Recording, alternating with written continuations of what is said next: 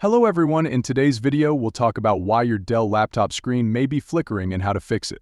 Let's get started. The Dell laptop screen may flicker due to outdated graphics drivers, overheating, or incompatible apps. Let's now look at how to fix the issue. First, find out whether the laptop is overheating.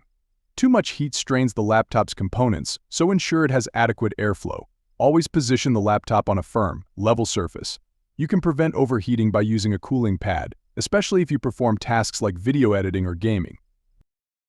If overheating isn't the cause of the flickering, update the graphics drivers. Check if the graphics drivers are outdated. If they are, follow these steps. Go to the official website of your graphics card manufacturer. But, for instance, if you use NVIDIA, go to nvidia.com, the link is in the description. Download the latest graphics drivers for your graphics card model. Once the download is complete, install the drivers. Restart the laptop and check if the flickering has stopped. You can also consider deleting or updating apps. Think about any apps you may have recently installed, as incompatible apps may interfere with Windows and cause flickering.